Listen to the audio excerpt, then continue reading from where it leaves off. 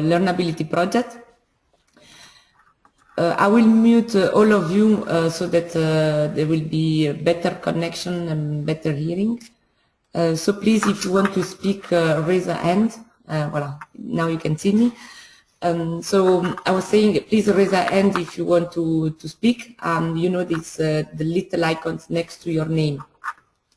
As always, I'm recording the webinar because it's one of the outcome of the project. So it will be published on the EPR website. So please make your contribute. I would like to thank Pluren, so Ron, Birgit, Elmar, and Inge for their commitment to organize the webinar. So I will give them the floor in a few minutes. Please, presenters, remind that you cannot raise the hand. So if you want to communicate with me or with other participants, use the chat that is it is below the panel on your right side of the screen. Here you can see the program. I'll show my desk so you can see the program. We will have the first session with keeping the job. Then we will go through a short break of 10 minutes. So please be on time after the break. Then we will proceed with the second session on keeping the job, another part explained by the expert in Pluren. Important things is that at the end of the webinar, you will receive a satisfaction survey. This is also for the project, so please evaluate the webinar from the content side, not from the technical arrangement. Please be aware that I will be sitting here on my desk all the time, so if you have any problem, don't hesitate to contact me also via chat. So now, Ron, Birgit, I think that you will start first. So I will make you presenter, and then you will be asked to show your screen, so prepare your presentation. And now it's your turn.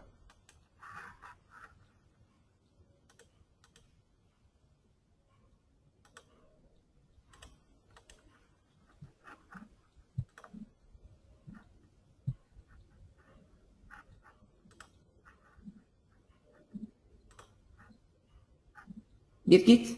No. Hello? Yes, we can hear you now. Yeah, now I've signed, yeah. But I don't see myself. Is there anywhere I can see myself? Yeah, because now you are on the staff part. In the right panel, you have attendees list, and then you have staff. Now your name moved in the staff. I don't know where to look. I'm very sorry. Ron, maybe you can help Birgit. Yeah, he's already next to me. You can show your screen. Yeah? Ik weet niet waar ik moet kijken hoor. Ja? No. We don't know what to do, Cynthia. Well, you are presenter now, so have you been asked to show your screen? I don't know how to show my screen, that's the problem. There is a big, but Ron, you know how to do it. There is this big blue button, say show my screen, on the top. Show? Voila. Yeah, is that. Mm-hmm. But I don't see myself. How can I see myself? Then you have to switch on the camera next to your name. This one? No? This one? Yes, this one. I'm still not seeing myself. It takes a bit of time. Yeah, it takes a bit of time. You are seeing me? Not yet, but it's charging. Okay. Okay, Yeah. there I am. Hi, Birgit, we can see you. Okay, hello everybody. Nice to see you all. Happy to see you all in this last seminar of the Learnability project.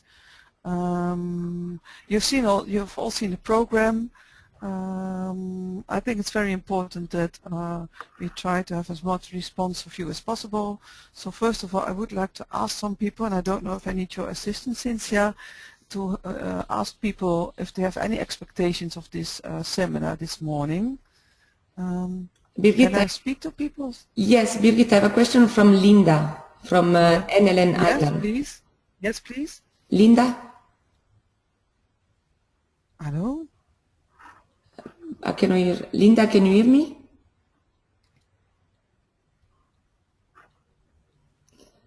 Well, she raised the hand, but I cannot hear her. Well, I would like to ask the other people, I don't know who wants to go first, if they have any expectations of this meeting. For instance, Andrea, do you have any expectations? Are there any questions in advance reading the program? Can you hear me, Jamie? Hello? Yes, Can you Jamie. hear me? Yes. My expectations, I mean, I know the situation in Sweden to a certain degree, so it's always interesting to compare another country. So it's just mostly from, to become more aware of the situation and the way you guys are working. Okay. Thank you. Any specific questions or? Not right now. If I have them, I'll come in. If that's okay. Okay. Okay, thanks. Anybody else? Still Linda? Yes, please. No, it's okay. I just couldn't see anybody on the screen. You checked the button. So It's okay. I think I'm okay now. Okay. Okay. Do you want to say something about your expectation? Oh, I didn't. Sorry, Cynthia. My screen went and I couldn't hear anybody, so I didn't realize what you had gone through there. So. Well, Birgit asked about expectation from participants towards this webinar, just reading the program. Okay. Well, I suppose from our point of view, keeping the job is an important element, so we would like to get some information around that. Mm-hmm. You're planning on introducing it in your own country? Yes. Okay, that's nice to know. In Ireland this is. Okay. And from Lithuania maybe? Natalia or Raza, do you have any expectations? No? Natalia, Raza, you have to unmute the microphone. You unmute yourself. Okay. No? No. I don't hear anything. Well, Natalia is there. I would propose to start right now, and we would like to start. Okay. Yeah. Natalia, can you hear us? Okay, Birgit, go ahead. I will check with them. Okay. Let's start then. First part of the morning we will do the individual support, job coaching, and the second part will be on the group program. And I would suggest that we start with Ron, who's going to tell something about job coaching in the Netherlands, and then with my colleague Elmar, who's sitting in another location right now. He's going to tell us something about the experience of job coaching in the Netherlands. So Ron, would you like to start? Yeah, then I go away. I will. No, you. I will do it. Yes, I will do it. I will make Ron presenter now. Okay. Thank you, Birgit. Okay, Ron, it's your turn now. You are still on the screen with your camera. I am, or Ron is? You are, but you can be at the same time with the Ron if you like. Okay.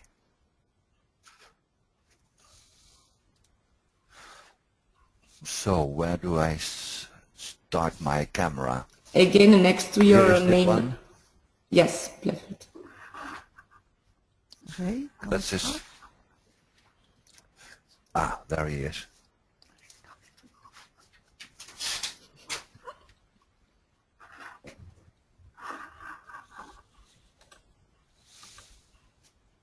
Okay, deze weg.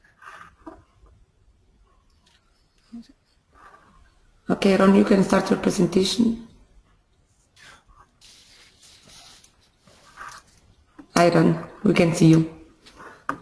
Okay, there I am, and there is my presentation. Okay. Well, everybody, welcome to this third webinar. The first part will be my introduction and the presentation of my colleague Alma Buitenhuis, who will tell you about 3 practice cases of his job coaching. But first you get from me an introduction on why keeping the job, we have chosen keeping the job as the issue for this webinar, and also why this is important in our Dutch situation. But first, I want to tell you, I did a lot of, I spent a lot of time desperately looking for a way to get and to have your attention in this presentation, because I have to tell you about a bit about the Dutch situation and a bit of a Dutch legislation, and I think that's very interesting, but I suppose that not everyone will be as interested. So in fact I did a silly thing. I inserted some silly pictures in my presentation. So I would ask you 2 things. First thing is, pay attention to the content of my introduction, and the second thing is, look at the silly pictures I put in the presentation and count them. Okay, there we go. Hoe kan ik nou naar de volgende gaan? Wacht even. Do you have any problem, Ron? Do you have a problem? Iets harder.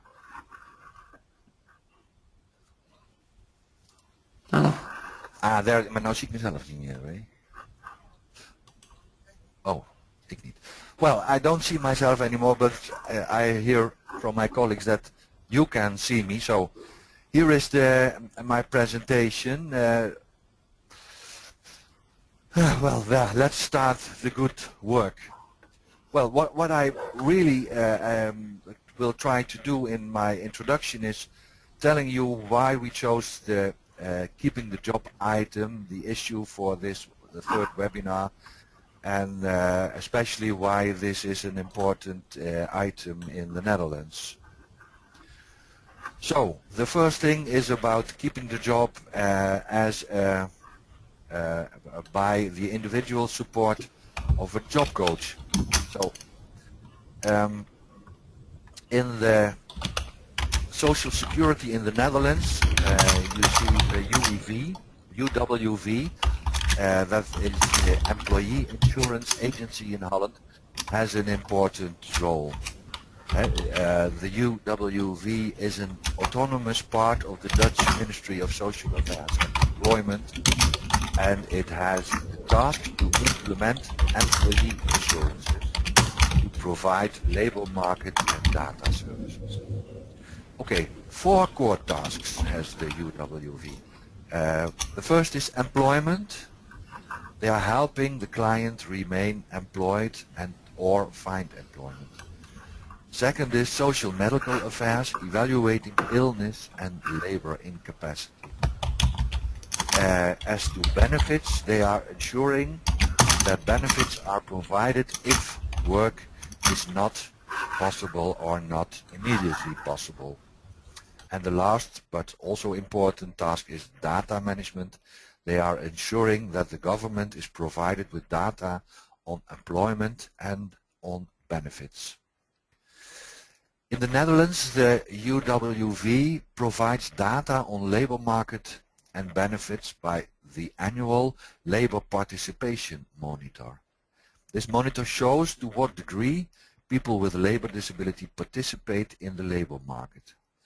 Well, the degree in which people with disability are engaged in labor at a certain moment is determined by, this is how the UWV reports on it. So the degree in which people with disability are engaged in labor is determined at a certain moment by the degree in which they are actually at work, but also by the degree in which they regain their work after being unemployed, and the degree in which they are successful in keeping their job. And there we have our theme for this morning. Also, this keeping the job is not just one figure. One should consider keeping the job for those who are at work, so who are already working, keeping the job for those that start working, so they start in a new job, and the third thing is finding another job after becoming unemployed. Yeah, well, let's go on. Relevance.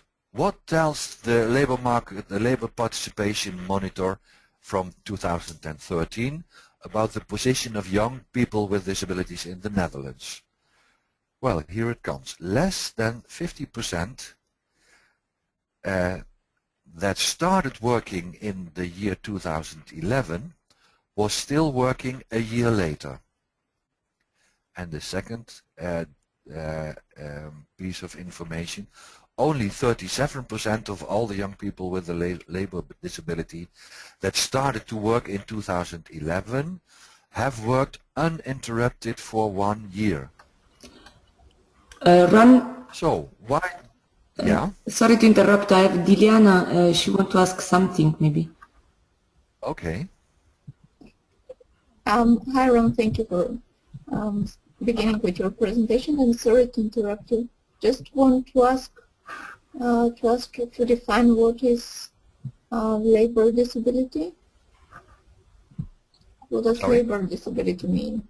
Well, in fact, in the job coaching protocol, which I will tell more about later on in this presentation, there is a description of what is meant by a labor disability, or by the people that are open to job coaching, and that they mean a person with a structural and a functional disability. So structural means it is lasting, and functional is it has an impact on functioning, on the work. Is that for now an answer to your question? Yes, thank you. Okay, we will see more about that later on. So, let me go on. Why do half of these youngsters drop out of their job? Well, as other starters on the labor market, young people with a labor disability start with a temporary job. But unlike other starters, they lose their job within a year much more often.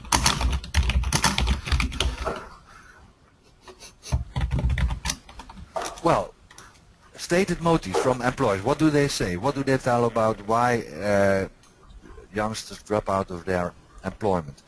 Employers are reluctant to provide steady jobs because they fear less productivity, or they consider the necessary provisions as temporary.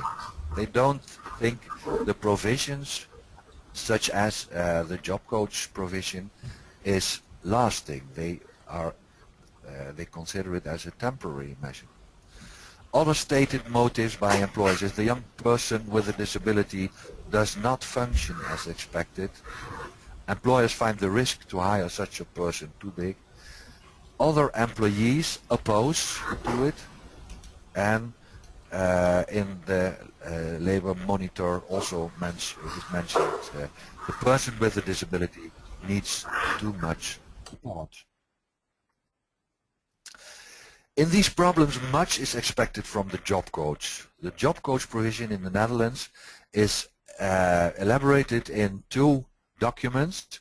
The first is the job coach protocol. In fact, that's the law on job coaching. And the second piece is the job coach guidelines.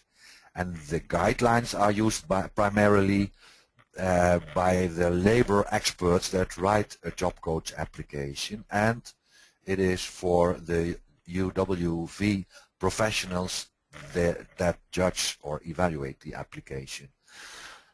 We, as an introduction and as an understanding on how job coaching works in the Netherlands, will have a look at the job coach protocol.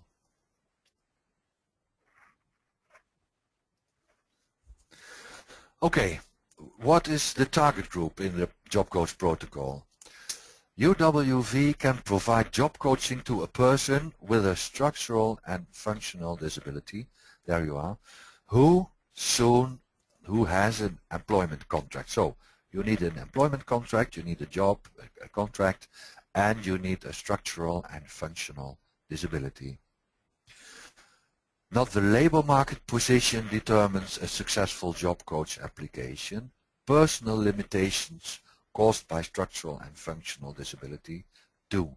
So you cannot apply for a job coach by telling and explaining that you have a poor labor market position. You can apply for a job coach on telling about your personal limitation caused by structural functional disability. The job coach provision is intended to maintain, recover, or promote the possibility for a steady job. And then a last remark, the job coach provision is not open to working in sheltered employment. So people in sheltered employment are not open to a job coach. They have a job coach provision in the sheltered employment itself. So, what demands are there on the employment? The job has to comply to 3 conditions. The job is at least for 6 months, and the person works for at least 12 hours a week, and there is a wage value of at least 35% of the statutory minimum wage. So it is and at least 6 months work, and 12 hours a week, and at least 35% of the minimum wage. If the job does not comply fully to these criteria, the UWV can, in an individual situation, approve a job coach application, but at all times the lowest limit is minimum 8 hours a week and wage value at least 20% of the statutory minimum wage.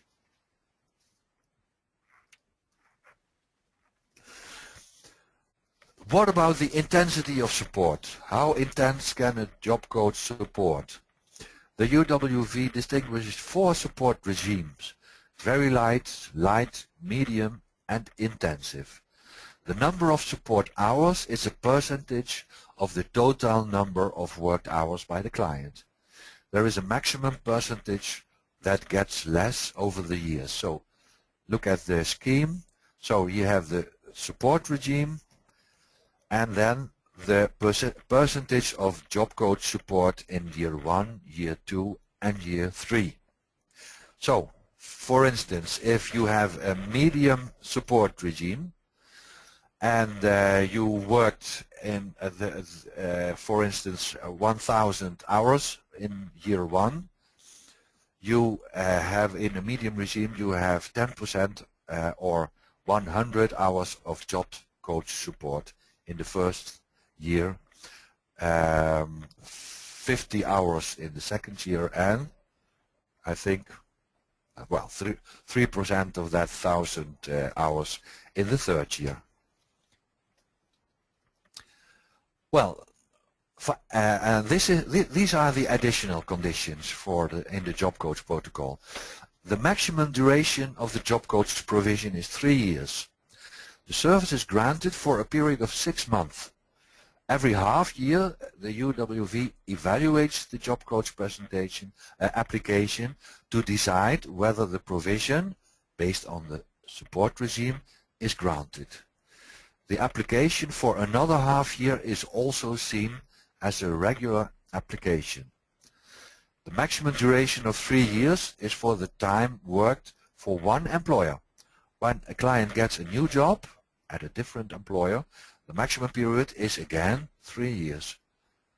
At the latest, after 3 years, the client is supposed to work independently or with the support of the employer. Is there a remaining necessity for a job coaching after those 3 years? Then the client, or for him or her, the job coach, has to explain why continuation is necessary. And the labor expert of the UWV will decide on this.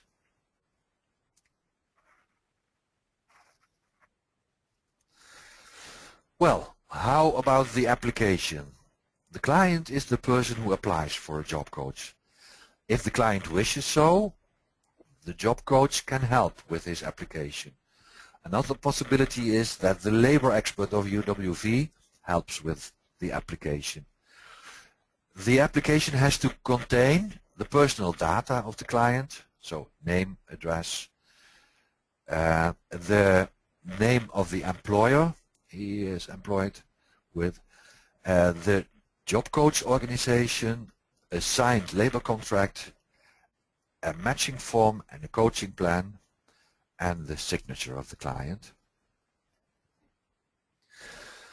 When a client qualifies for a job coach, for job coach support, the job coach establishes the coaching aims and the coaching aims in a coaching plan. In the matchings form, the points of attention are highlighted. In the coaching plan and with the coaching aims, the activities of the coach are described. So that's the last part of my introduction, and that is the aims a job coach has for his job coach activities and the activities in which they are important. So an aim is an introduction of the client as well in the company as in the team of colleagues. A structuring of the work, suggestions on work environment, and on possible adaptation to work organization. Work implementation and training of client, so train proceedings, train necessary skills, and train socially skills, for instance about the company culture.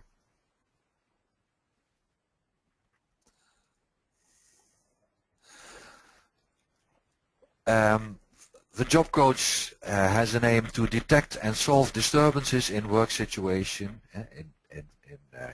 in the event of calamities or crisis at the side of the client and at the side of the employer. The job coach has to assist client on the job, arrange and monitor appointments, so in contact with colleagues, with the manager, at the processing of general company information, at inside proceedings, training event, and at calamities. And the last one, the final one, support clients in situation at home. So a job coach has also an aim in being a link between home and work. Tune in with social network, family and friends, and organize or coordinate other help structures. So that's called the refer function. Okay, well, people, this is about this is my introduction. Now enough on legislation. We will in a moment we will continue with the practice cases of our expert on job coaching, Mr. Elmer Buitenhuis. But before we do that, I think Cynthia has prepared a small poll for you, because we are very interested if you have counted my silly pictures in my presentation. You can answer the poll.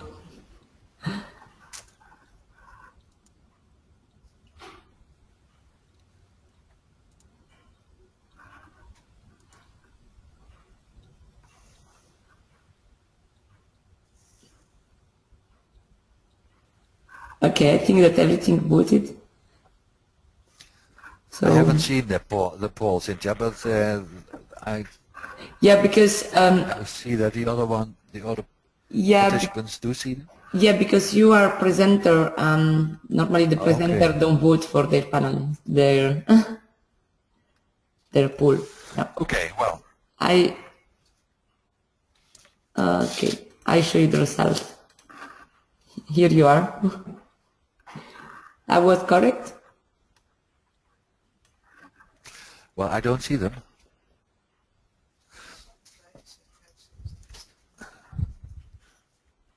Yeah, good enough.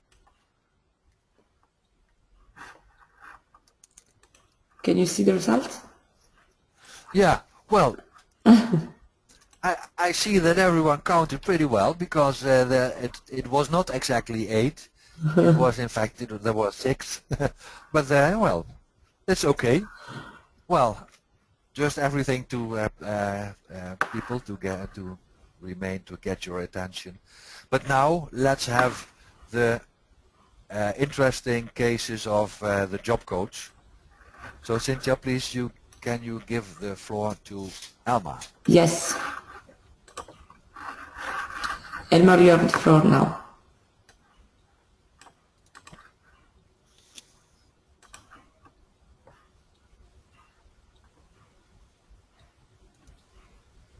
Good morning, everybody.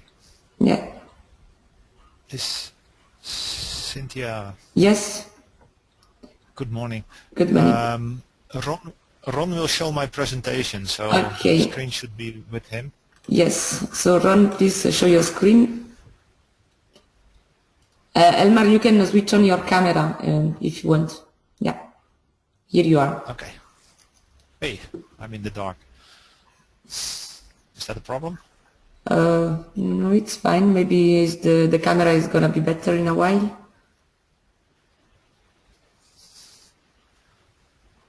Okay. I don't know how to fix this because I do not have another light here. Sorry about that. Okay. Let me start with introducing myself. My name is Elmar Buitenhuis. I work at the Rea College in Heerlen. I live in Maastricht, a city in the south of the Netherlands, and I'm 48 years old. I work as a job coach about 10 years now. And most of the time I work with autistic youngsters. I've been asked to share some of my experiences with you, and I prepared 3 cases. The first one is Maurice, the second one will be Dennis, and the third one will be Timo. Let me start with Maurice. You can see it on the screen, a little introduction about Maurice. Maurice is 18 years old, he's autistic. He has a contract at a chocolate factory called Visser in a small town in the Netherlands called Schimmert. He performs multiple tasks there. It's simplified work, so simple work, for about 30 hours a week. It is his first job, but he has worked there for quite a while now. He has had 3 temporary contracts, and now he has a fixed contract. Maurice is a boy that needs specific task descriptions and needs to learn by doing the job on the floor. He cannot handle a lot of information at once. He does not like changes. For example, his family moved 3 times in about 10 years, and each time they had to decorate his bedroom the same way. Maurice needed to have the TV on the same spot, all the wall decorations on the same spot, etc. Details are very important for Maurice. If something is changed or not the way he left it, he becomes restless and sometimes even angry. He is able to learn new things, but problems occur when these things change. His favorite pet animal is a rabbit. Even at 18 years old, rabbits are still his passion. Across the chocolate factory there is a small empty field, and there live some wild rabbits. Each morning Maurice comes on his bike to his job, and he stops here to watch these rabbits. Maybe he says good morning to them, I don't know exactly, but he stops, looks at the rabbits, and then he comes to work. Each afternoon he stops at the field again, looks at the rabbits, and then goes home. If he doesn't do this, his day is restless, he is restless, and he worries about the rabbits. He cannot concentrate well, and this affects his work. He slows down, and he makes more mistakes than usual. His employer experienced the difference in attitude, but did not know the reason. The job coach learned this by working 1 week full-time with Maurice, even going to work and going back home with him. Now employer knows the reason and let him do easier work on the days that Maurice doesn't see the rabbits. Why are these rabbits important, this little story? Because every year at Easter the chocolate factory produces a lot of chocolate Easter bunnies. These bunnies are sold in their own stores throughout the Netherlands. All the unsold bunnies after Easter come back to the factory for reusing the chocolate after melting. But before the chocolate can melt it, these bunnies need to be broken in smaller pieces. Maurice cannot do this. He loves bunnies too much that he cannot harm them, even chocolate bunnies. He has a problem with that.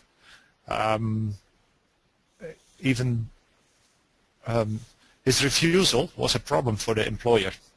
But the job coach found out what the reason was, explained it to the employer, and since then the employer agreed not to let Maurice this job anymore. So he gave Maurice other work. The job coach was in this case very important to understand why Maurice does the things he does, why he refuses to do some things, and to explain it to the employer. This was needed for Maurice to keep his job, because if the employer didn't understand this, he would see it as refusal, and it would be very easy to end Maurice his contract. So my role as a job coach was to work together with Maurice, to experience what Maurice experiences and to really get to know Maurice, to learn directly from Maurice regarding his autism, to inform the employer about Maurice, to give him insight in his autism and to advise him in necessary changes that would make work better for Maurice, to inform his colleagues so they understand better why Maurice does or doesn't do what he does, explain about autism and create understanding, and to inform the parents of Maurice and share my experiences with them in order to learn from the parents, to advise them and or to get advice from them. So the job coach for Maurice was very important. I have another example why the job coach is important. It's another case, another boy. This one is called Dennis. Dennis is 21 years old, also autistic. He worked at the McDonald's fast food restaurant in the city of Landgraaf. His job was to prepare several hamburgers, and he has had 3 temporary contracts, but it did not become a fixed contract. To give you some examples from Dennis, Dennis is a boy that needs a lot of structure. He cannot organize this himself. He is in need of others to bring structure. Within this structure, he can operate quite good. He also has a problem understanding other people. Whenever something is not logic in his eyes, he has a problem with that. So if people say or do things that he does not see as logic, then he makes a problem of it. He does not ask why someone does or says something, but reacts instinctively unfriendly. Also, things have to be exactly right. For him, there is no option for deviations. When something is not exactly right, it keeps him busy until it is exactly right. He called me as his job coach regularly whenever his paycheck was 1 cent incorrect. One day he had called me up and said in one sentence, "My father just died, an employer paid me 2 cents too little. Can we call my employer now?" He did not understand that I would have an emotional reaction on the fact that he told me that his father just died. For him, the death of his father was an unchangeable fact, so for him it was complete. But the paycheck was an irregularity that needed to be solved because it was wrong. He also called me when he got 3 cents too much. It's the irregularity that is a problem for him, not the amount. At McDonald's, work look chaotic, but in fact it is all strictly regulated. Hamburgers need to be baked exact several minutes, and there need to be exact a number of tomato slices and sauce to be added. This is exact the kind of structure that Dennis needed. Nobody was exact as Dennis. All of his hamburgers were of the same prescribed quality. Therefore, his employer was very happy with Dennis. The fact that every now and then he had problems in communicating with his colleagues and with his bosses was less important than the quality of his work. But Dennis had a bigger problem with the working hours. McDonald's has a system that if there are less clients than expected, they send employees on break. This means that unexpectedly an employee has to check out, wait for example 20 minutes, and then check in again. There was no exception in this, so Dennis was also confronted with this. And this was a big problem for him, because if he was scheduled for work from 9 o'clock in the morning till 4 o'clock in the afternoon, he came to work those hours. He did not come to go on extra breaks. As job coach, I had a very hard time convincing him that this was the system of McDonald's and this could not be changed. It could also not be regulated because McDonald's didn't know exactly how many clients would show up on a working day. This depended, for example, on the weather. The fact that these breaks were unplanned in combination with his thought that he came to work and it did not come to go on extra breaks made him angry every time it occurred. In these cases, Dennis needed his job coach to share his anger with, to calm down, and to prevent him from being angry with his colleagues or bosses, and from quitting his job on the spot. McDonald's was also happy with the job coach for the same reason. The anger was shared with the job coach and not with them. My role as a job coach with Dennis was also to work together with Dennis and experience what Dennis experiences, and to really get to know him, to be a listening ear for Dennis, to teach the employer about Dennis and his specific autism, to advise the employer, and to teach Dennis that some things are not nice but cannot be changed. I also have a third case prepared. It's another boy called Timo. He's 19 years old and is also autistic. He worked at a catering company with the name Sodexo, and that's located in a hospital in the city of Sittard. He worked there as a dishwasher in the rinse kitchen, and he also had 3 temporary contracts. He worked there for about 2.5 years, and it did not end into a fixed contract. Timo is a nice young man until someone disagrees with him. Then he can become aggressive and even use violence. He has a deep belief that everything he does or thinks is right. This makes automatically that if you think something else, in his opinion, you are wrong.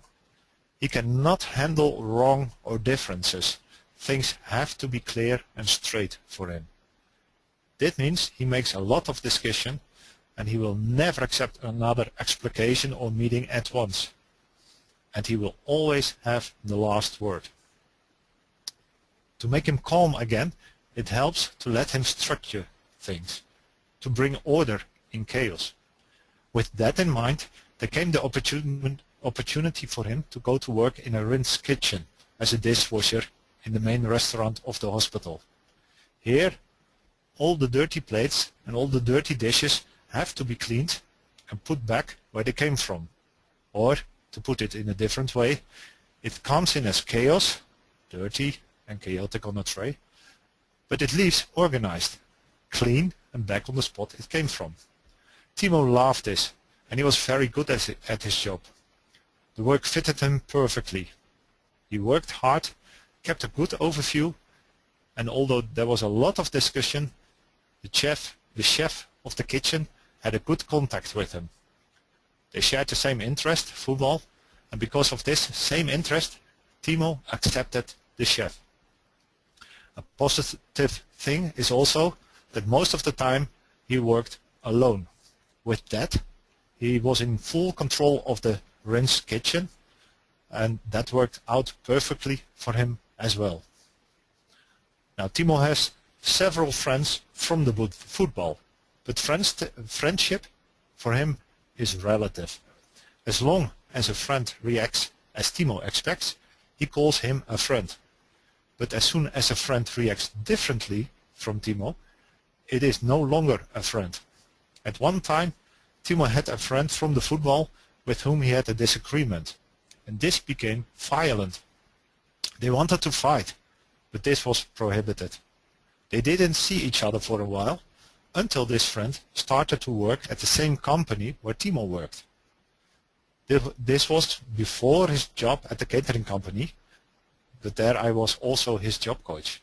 As soon as Timo found out that his new colleague was this guy, he wanted to fight with him at work. As job coach, I found out about this, which wasn't a problem because Timo was angry from the moment he found out. So I tried to convince Timo that fighting with a colleague was unacceptable behavior and that this could lead to getting fired. Timo had a hard time accepting this, but he had a simple solution. He would go looking for this colleague on Saturday, so not on working hours, and then fight with him. He did not understand that this was also unacceptable, and that also in free time a colleague is still a colleague, and therefore he would also lose his job. As his job coach, I had a lot of talking and convincing to do to prevent him from this fight, and with that to keep his job. At one time in the hospital, one elderly colleague of Timo made a remark which was totally misunderstood by Timo. Timo felt hurt by it, what, in his opinion, gave him the right to hurt her back. So he made a very bad response to her with a death wish of her very ill daughter. A really unacceptable remark.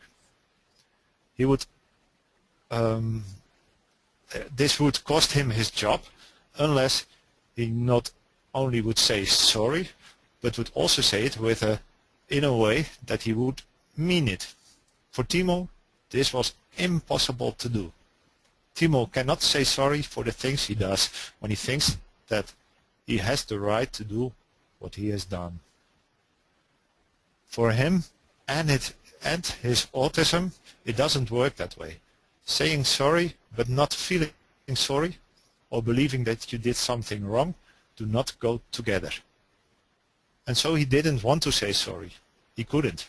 Even after a while, when the hurt woman wanted to forgive him, if only he would say sorry, Timo could not do this. Being his job coach, I had many talks with Timo, but also with Timo and his mother, but also with Timo and his employer. With the hurt woman, I talked to almost everyone involved with Timo to get him to say sorry and to let him understand why what he did was wrong. But he didn't say sorry. This time I could not save his job, and he got fired after almost 2.5 years of good work in this job and with an opportunity to a fixed contract here. So my role as a job coach with Timo was also intermediator between employer and employee, to understand Timo and to respect his autism, but also not to give him the chance to use his autism as an excuse for unwanted behavior, to be patient with Timo in explaining the situation and the reactions of the others to his remark, to advise his employer, to include his home front in case of Timo, his mother, and to accept that the job coach can do a lot but cannot solve everything.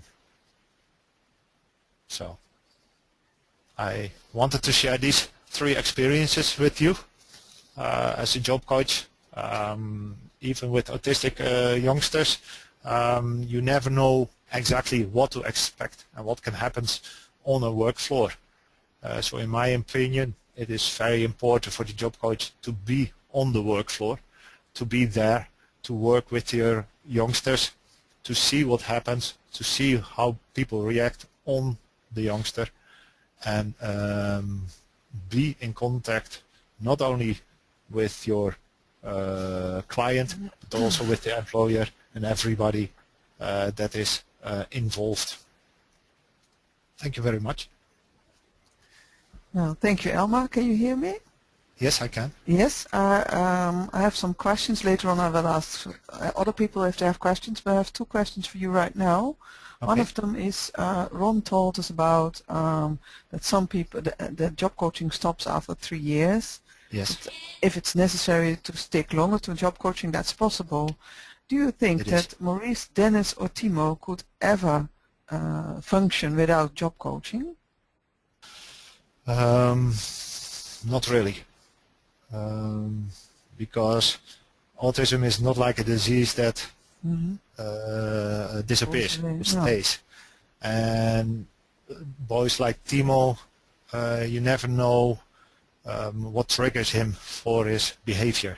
And if something happens or he has to do something, you can explain it and you can learn it, but he will remember it as a solution on exact the thing that happened. So if something happens again that's not exactly the same, he will not remember the solution, so he will be aggressive again and it starts all over again. So you say the regulations that it's for 3 years wouldn't fit for those 3 boys? That's right.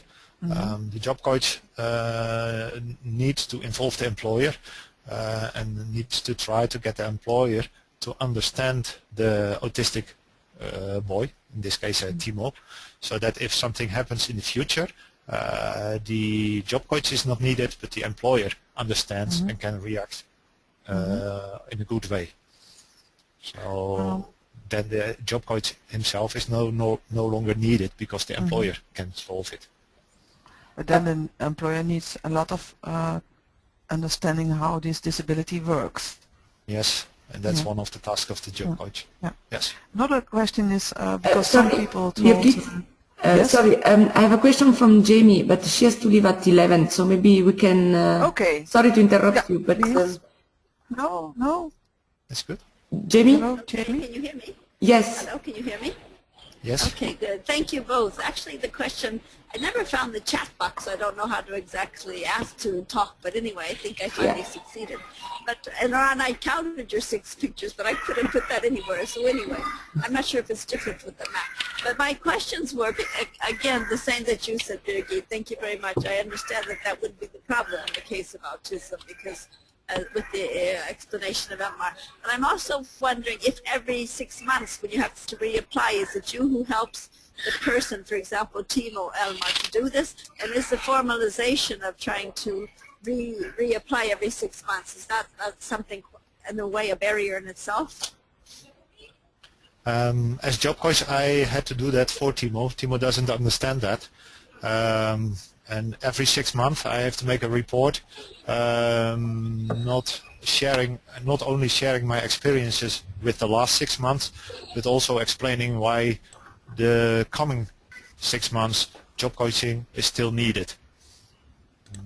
So it's most of the time it was the job coach that applied for another period of job coaching, which was also signed by Timo.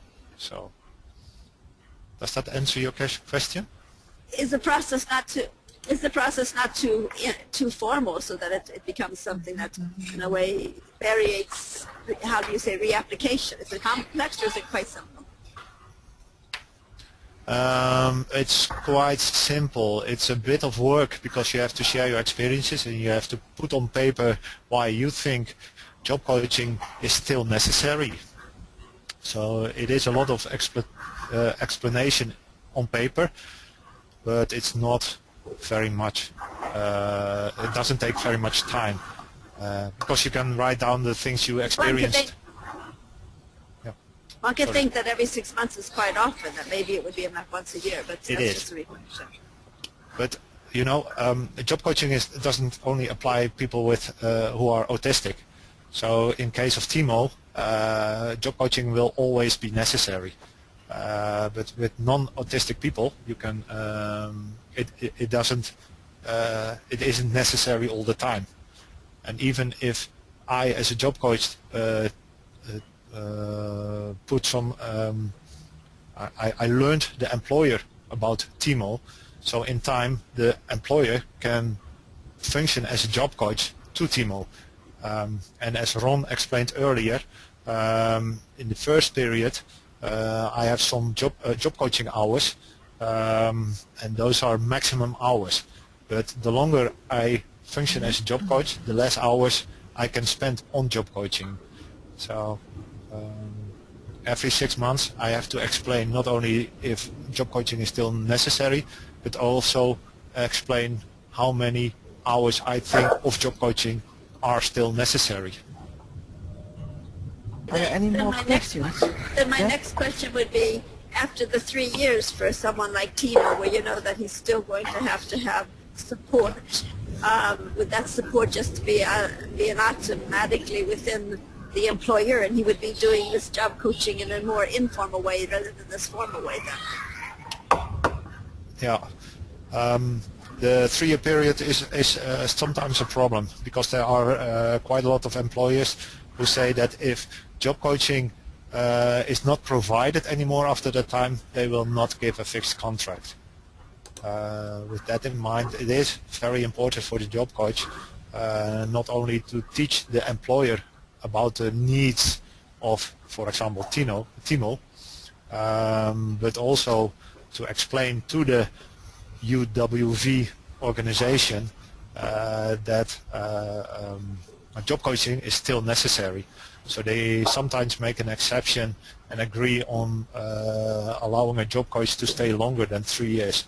But the general thought in the Netherlands is that after 3 years, the employer should be able to be its own job coach, to provide an own job coach within the company. Okay.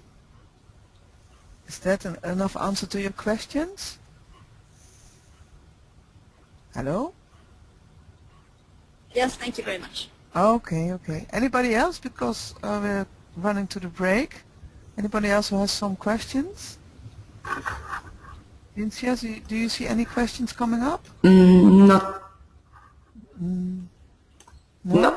Okay, I have one closing question because Elma will be leaving us after the break. Is there one tip you can give to everybody who would like to start a job coaching in his own country? Is there one very important thing to think of? Yeah, the most important thing is that you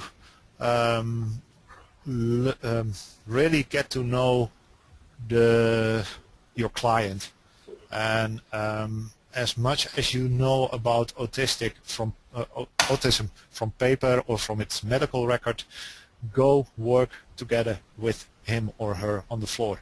You mean doing the job yourself? Doing the job yourself. Experience what he or she has to do, see what works and what doesn't work, understand why he or she reacts and acts the way he or she does. You can try to think of everything and prevent everything on forehand, but there will always happen all kinds of things from the moment someone starts on the floor.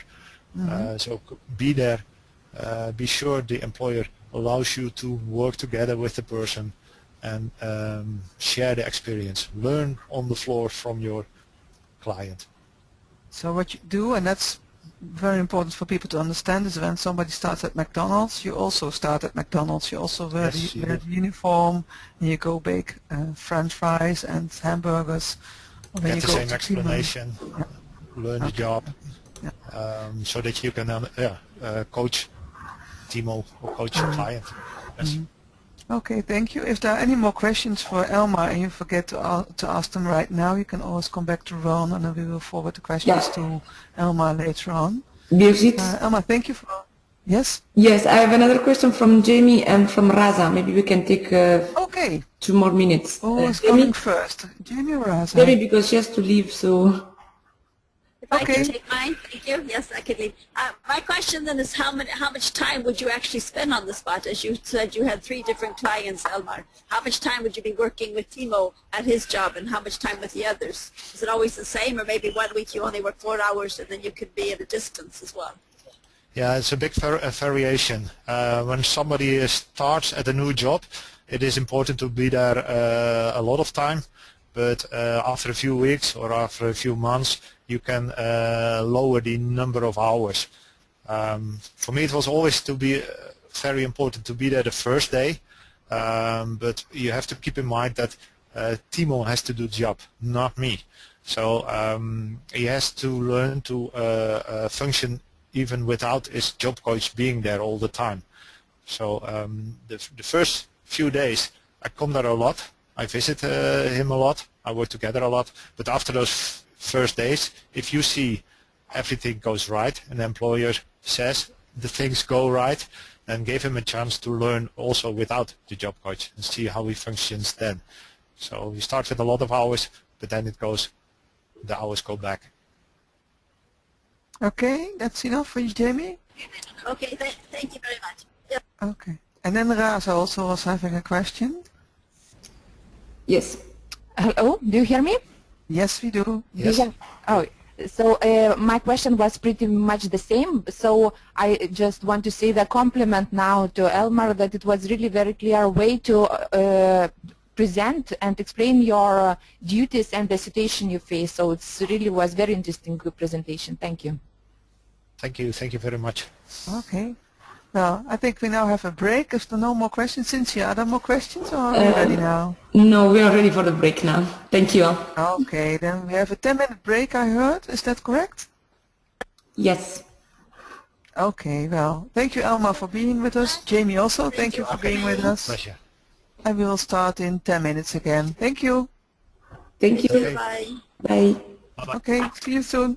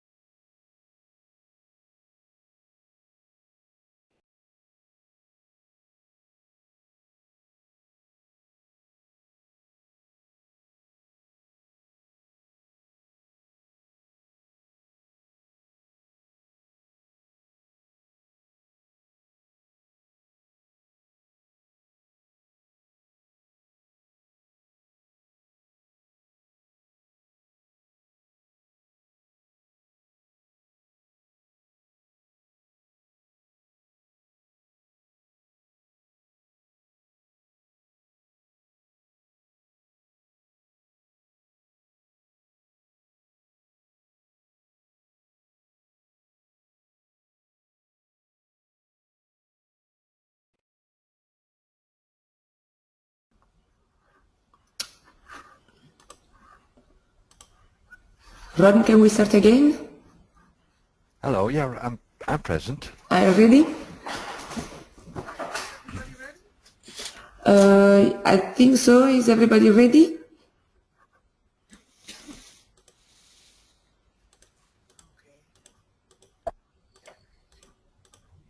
Yes.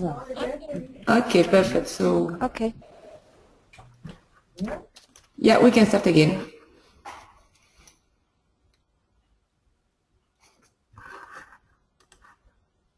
Sorry, Birgit, we cannot hear you. Why? You have unmuted your microphone. So, okay, perfect. And now? Yeah, now it's perfect. Yes? Yeah.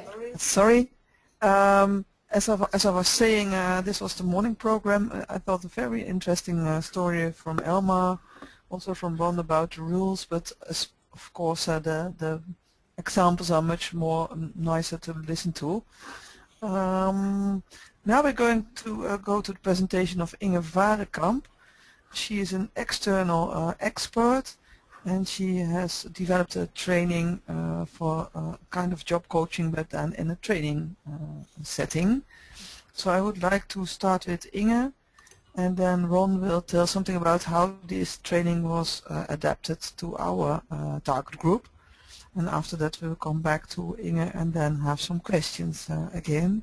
So if you have questions, please don't forget to write them down, and then we'll come back to them. So I'd like to ask Inge, who's sitting next to me, you can't see it, but she's sitting next to me, to start with her presentation. Yes? Yes, but I think I'm still muted or not? I do not see myself. Yeah. Inge, now you are a presenter. Yes. Inge, you are presenter now. Okay, then I would like to find my slides. Ray, kan je even helpen met...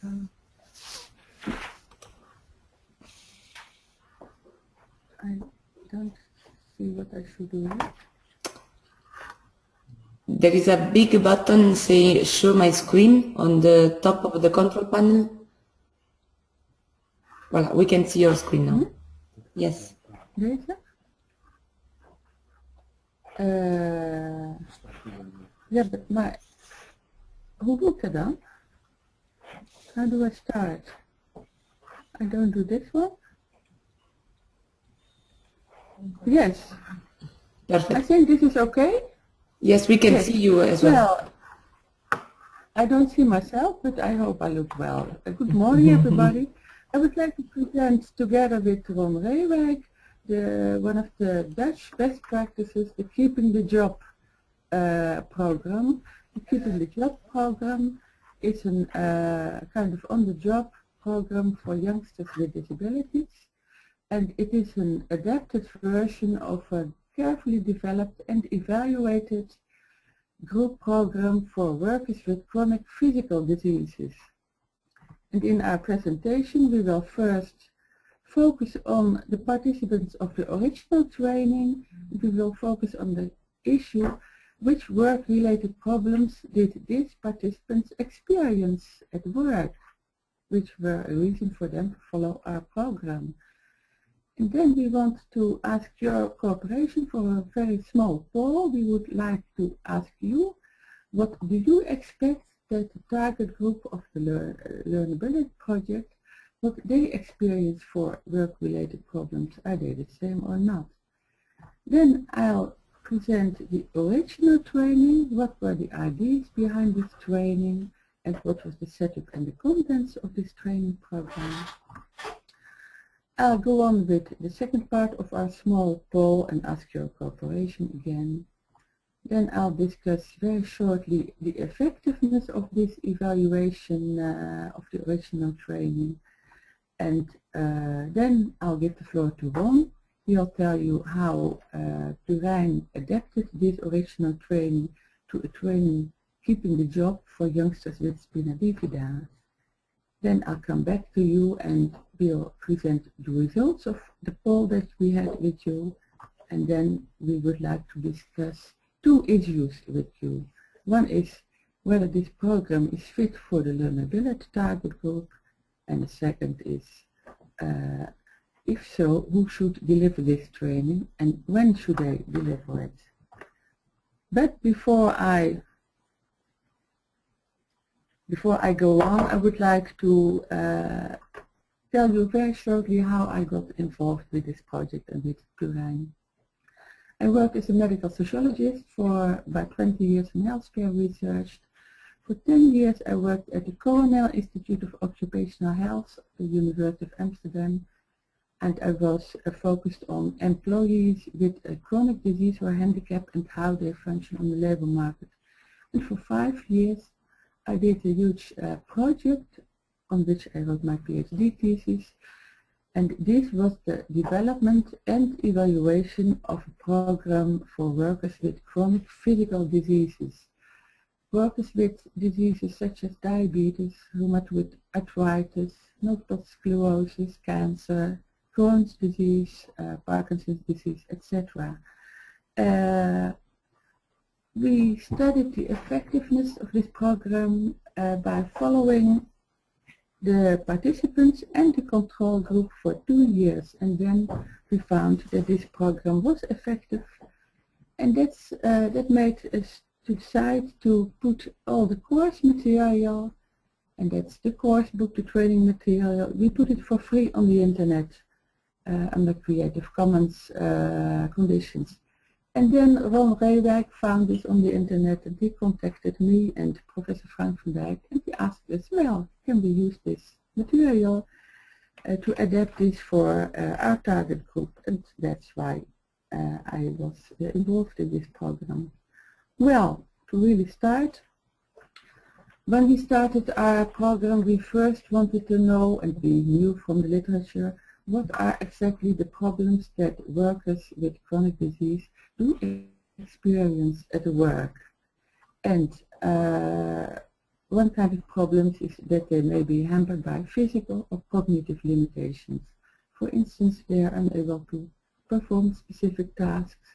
Mobility at the workplace, especially when you are in a wheelchair, may be a problem. Commuting, going to work may be a problem. Problems with reading accuracy. These are often experienced.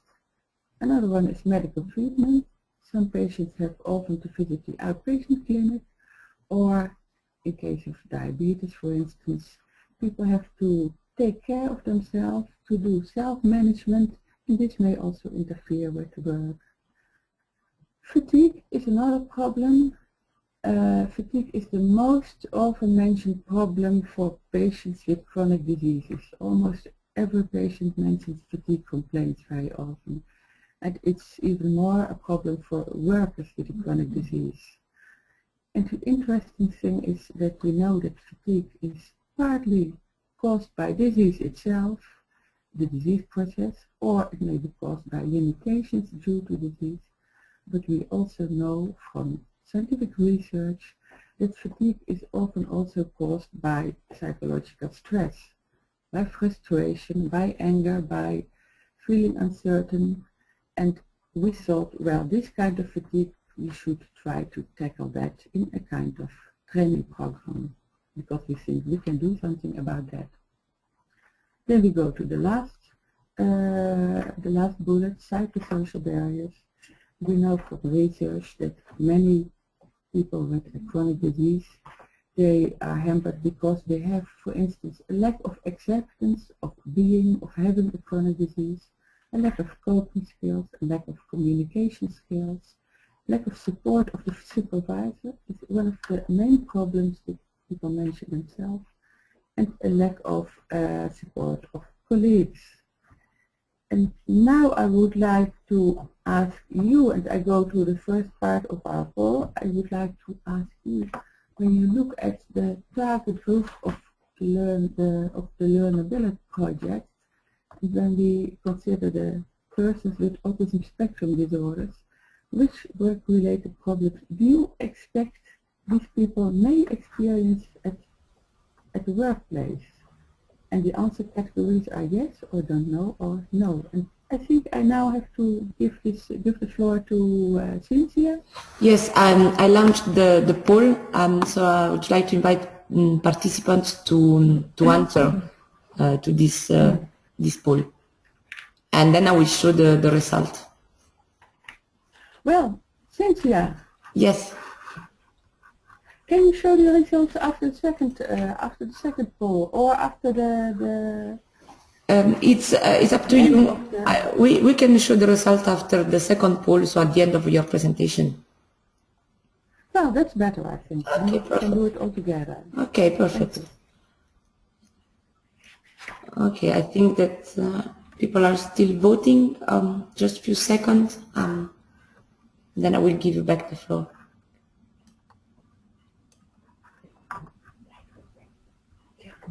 Okay, I'm closing the poll now. Thank you for voting. Okay, the floor is yours. Okay. Yeah. Well, then I go on with our original program. Ray, help me, because I see myself instead of my PowerPoint. Well, this is better. Now I'm completely gone. It's okay, thank you. Our training program. The purpose of our training program is that in the end people retain their job, that they do not lose their job unnecessarily because of disease. And we hope to do that by increasing the self-efficacy of participants. I'll tell you more about self-efficacy in the next slide. And by decreasing fatigue complaints and by maintaining or even increasing job satisfaction. And fatigue and job satisfaction we found important factors because we know from research that fatigue and job satisfaction are predictors of job loss. When people are very fatigued or when they are very dissatisfied with their job, we know that they have a big chance to lose their job. Our training was based on two ideas. The first was empowerment. With empowerment we mean that we want to help people to develop knowledge, skills, and an awareness of their needs and their values in order to enhance their problem-solving capacities and to plan to make a plan for the future. The other idea was that communication is very important in our training program because we know that many problems do arise at the workplace, as we saw also from the presentation of the job coach just before the break. Communication is very important. Self-efficacy is one of the other basics of our training. We based our training partly on the social learning theory of Alfred Bandura, a psychologist still living. Bandura stated that when people need to change or to better behavior, for instance communication strategies, then what's needed is that they have enough self-efficacy or self-confidence to perform this new behavior. And Bandura stated that there are several ways to enhance this self-efficacy. For instance, just by trying, by exercising in group training programs to exercise difficult behavior, for instance, communication. And another way is to see how others in groups, how they perform, how they try, how they improve and stuff. And another one is verbal persuasion. So this was one of the basics of our training. How was it organized?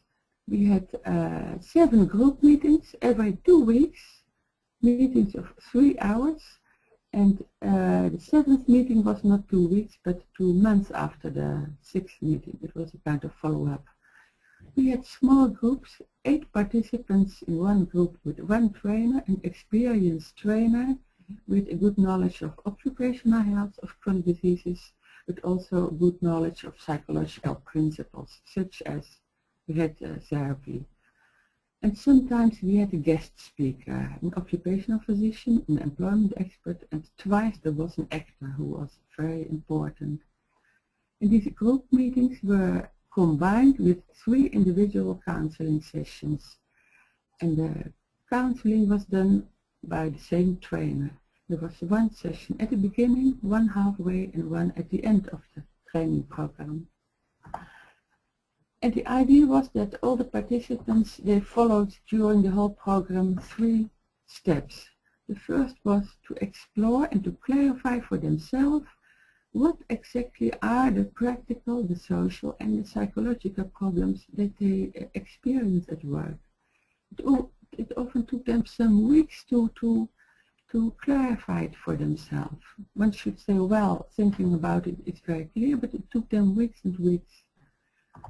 The second step was to discuss some of these problems at work, for instance with colleagues or with supervisor, and the third was to think out and realize solutions for some problems.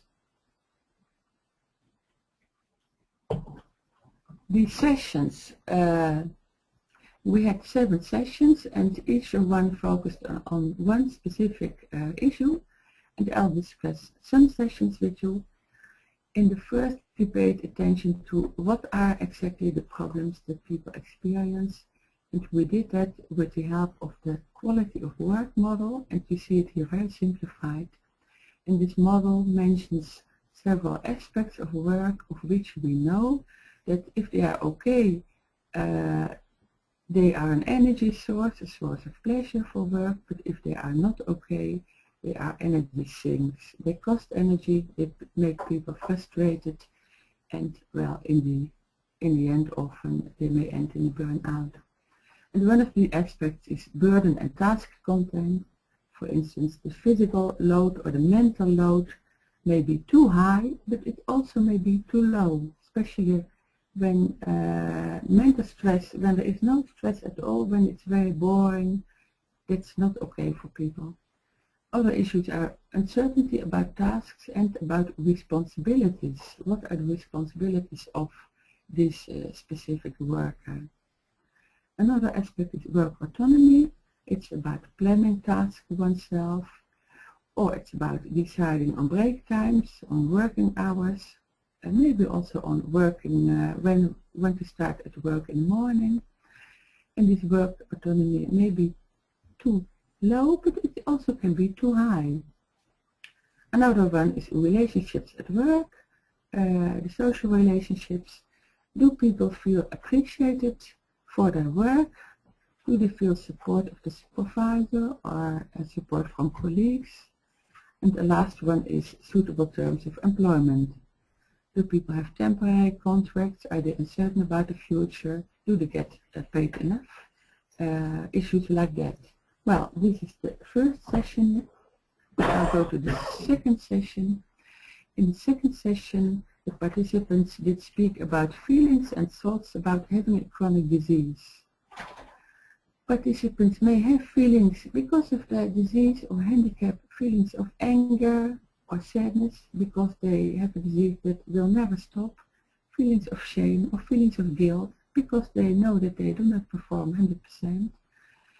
And we speak with the participants about these issues, and for them they often realized that they didn't recognize these feelings themselves, but they still had them, but often very implicit. And the message was in this session, when you have these feelings, they are normal, but if you do not realize them, they may result in rather subversive behavior or in avoiding others, for instance. And it was an eye-opener for me that many people thought it a very interesting session. The sessions number 3 and 5 are about communication. People get here some theory about the importance of communication and about assertive behavior towards others. What's sub-assertive behavior? What is aggressive behavior? And they practice with an actor. And in the session number 3, they have an exercise. The actor says, well, I'm your new colleague and there is something that could you please tell me what your handicap is? And they have to exercise to tell a new colleague what a handicap is and what are the consequences of this handicap for functioning. And the participants find this a very burdensome exercise. Sometimes they shed tears because it was so burdensome to tell the troubles, but all of them said it was very helpful to try to explain this, and they felt they could now much better explain this to their colleagues at work. And another exercise was in the 5th session that they had to exercise to discuss some work-related problem with their supervisor. Well, then we go to the sessions 4, 6, and 7. In the 4th session, legal and practical matters were discussed, such as work accommodations, which ones are possible, who will pay for them, income support measures, and this was with 2 experts, an occupational physician and an employment expert. Number 6 was about, well, the participants had to write down a plan to solve their work-related problems according to SMART principles. And by heart I say the S is for, well, please Ron, help me, the S, what was it? Oh, big it. Specific. Specific, measurable, Systematic. Attainable, realistic and time-bound. And they had to write down a plan and to discuss it with others. And then in session 7, 2 months later, it was a kind of follow-up. They came back together with the trainer and discussed among each other and with the trainer what works well and what should be changed and what kind of advice could be given to them. Well, this is what I wanted to tell you up till now, and I would like to follow with the second part of our call, but before I do, maybe some of you have any questions or any comments on what you have heard up till now. So if so, do raise your hand.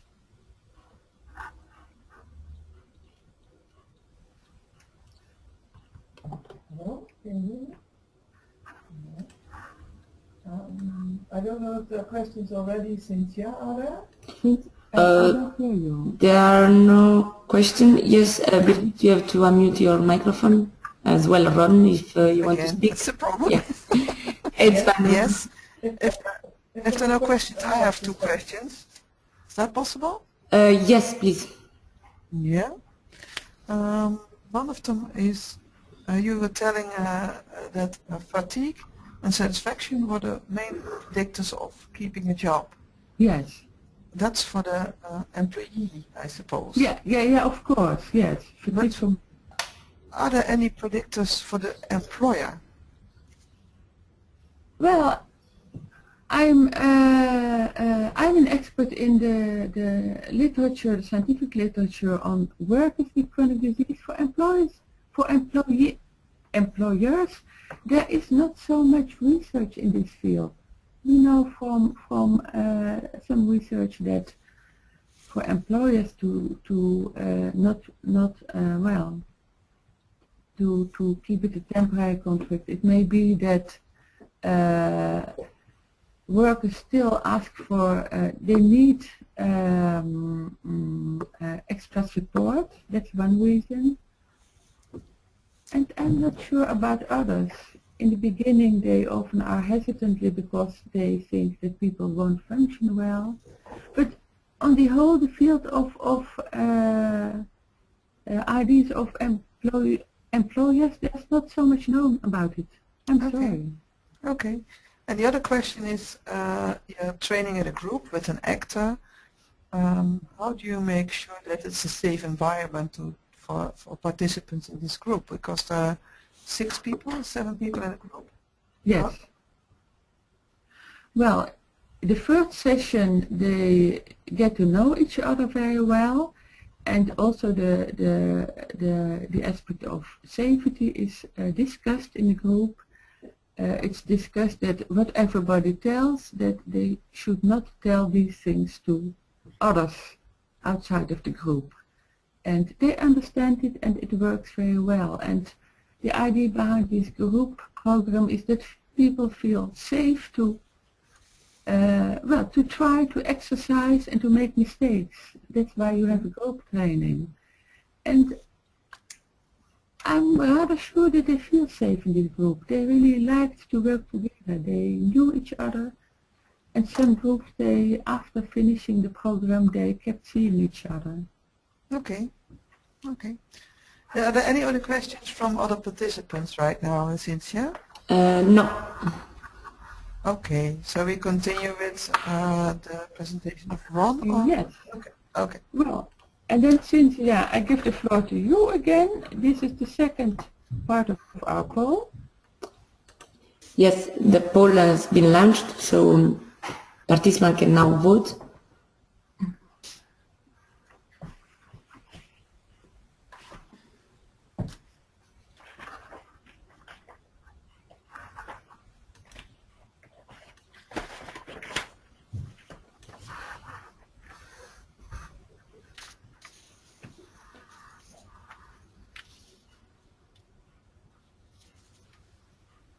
Some few seconds.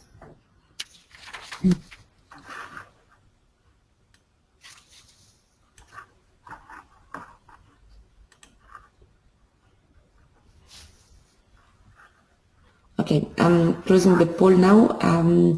Inge, do you want me to show both results? Well, can we do it at the end of Yes. the next part? Yes, Yeah? of course. Yeah. Well, Thank you for then we go voting. on. Yes. Wait a moment. We studied the effectiveness of this program in a randomized controlled trial in which we had an experimenter and a control group. It means that when people were interested to follow this program, they were randomized. Half was in the experimenter group and half in the control group.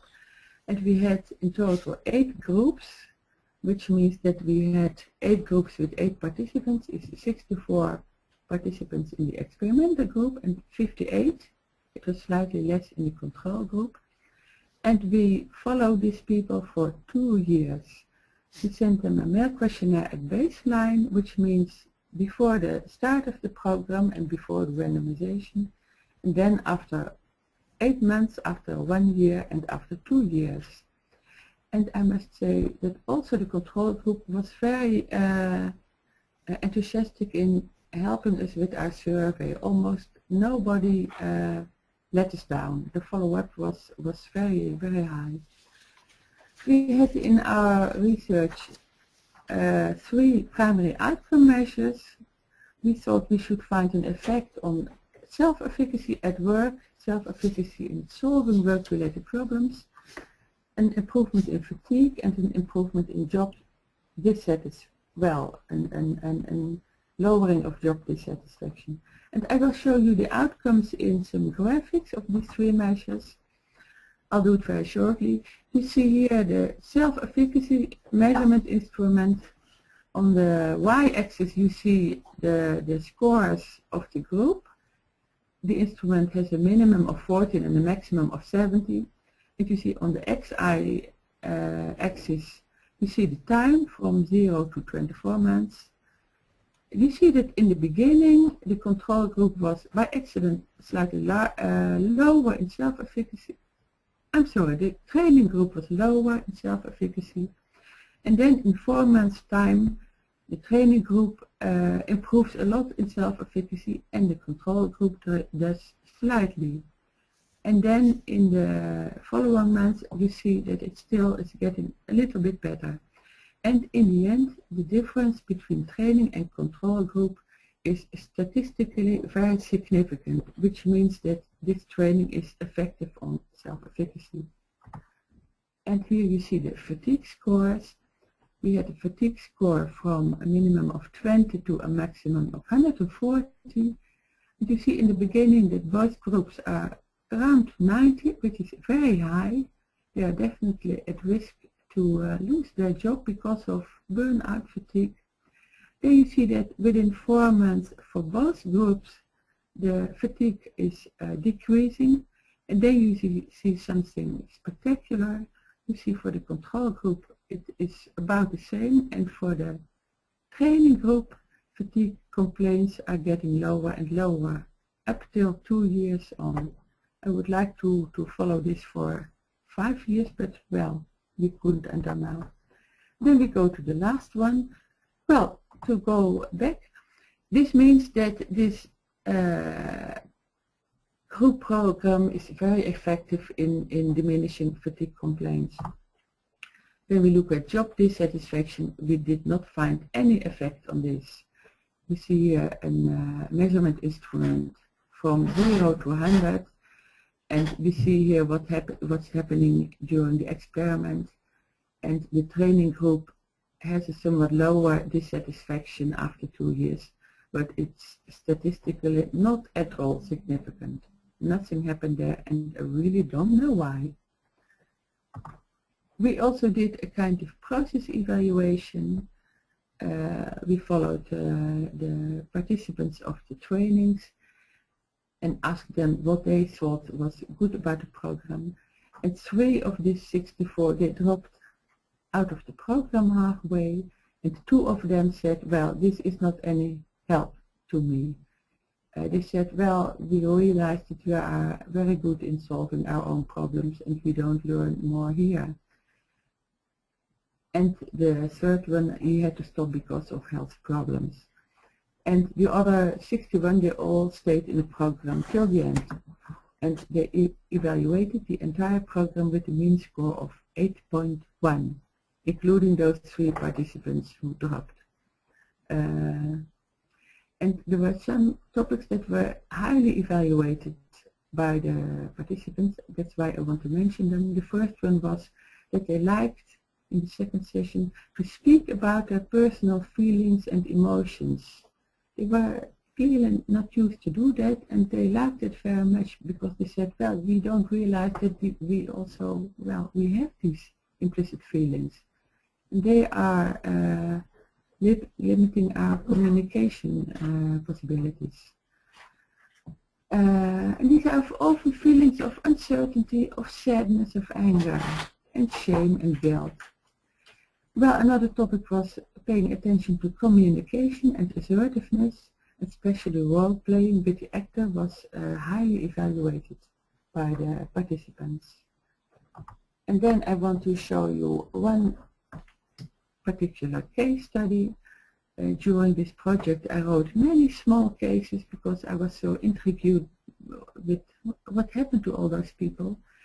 And I changed some of the characteristics to anonymize Evelyn, but I'll present you Evelyn. She's 45, she's a post office employee, and because of her Parkinson's disease, she is less productive than her co-workers. Because of that, her workload has been modified also, but she noticed that this made some of her colleagues irritated, and then she realized, well, not everybody knows my health problems. Sometimes they don't even know that I have Parkinson. And then in the group she uses role-playing to learn to explain to her colleagues what the consequences of Parkinson are, and she asked her supervisor to do the same at her workplace. And well, 2 weeks later she explained in the group how well, what were the results of this? And then she said, well, more often people, when I see them in the corridor at the workplace, they ask, hey, how are you doing? Well, she thought that was an improvement in her situation. Now I give the floor to Ron Reewijk, because he will explain to you how Florijn adapted the original program for youngsters with spina bifida. The floor is yours, Ron. Okay.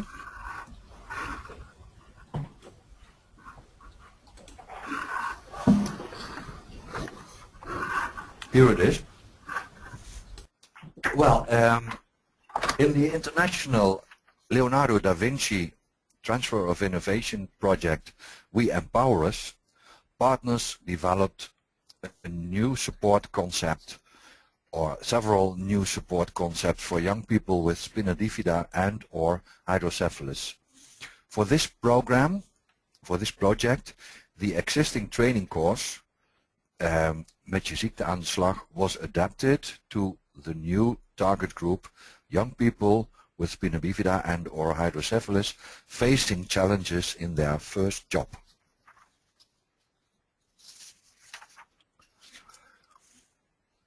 As spina bifida and hydrocephalus are also chronic health conditions, one could think these young people are experiencing similar problems as the group that was targeted in the original training course.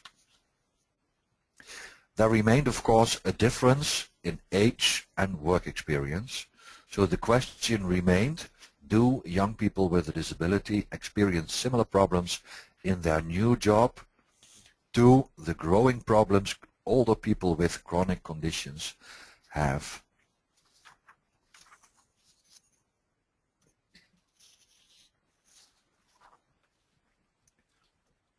The purpose of the training program remained the same: job retention and maintain or increase job satisfaction. We were not sure whether fatigue complaints would be equally important to this target group. We also had to consider another important difference. These youngsters did not have an acquired illness, they have a disability with which they were born and grown up. The rationale of the training program was also the same, a self-management course with a focus on empowerment and communication. The setup of the training program also remained unchanged, except for the fact that we targeted participants with the same disability.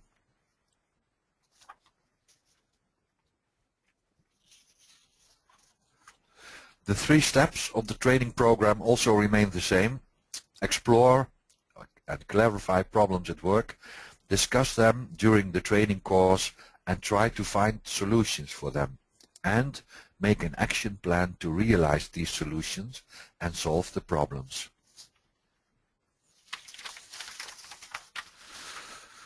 In the training content we focused on the specific problems having spina bifida had on doing the job. The role one's own emotions and thoughts play is analyzed, and how to communicate on this in daily work situations. Besides practical matters, much attention is paid to the relation between communication and empowerment. In the final part of the training course, an action plan is elaborated, tested and executed. Also, the inclusion criteria were worked out for young people with spina bifida who have work and experience problems at work. So the analysis of work overload and the possible disbalance between work burden and work power was taken from the original training course.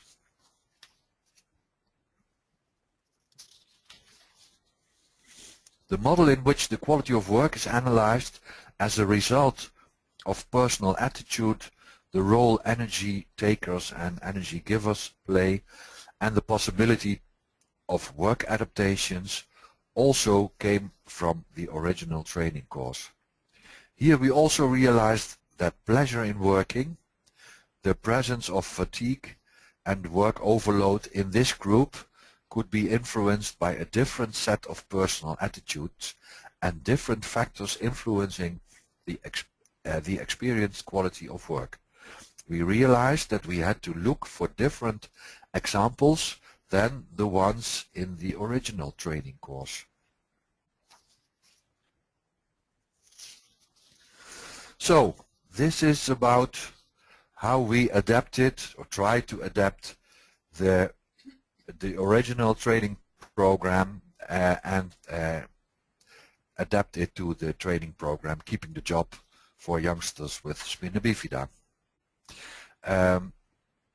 Inge will now, Mrs. Varenkamp will now explain something about the evaluation we did on this adapted program.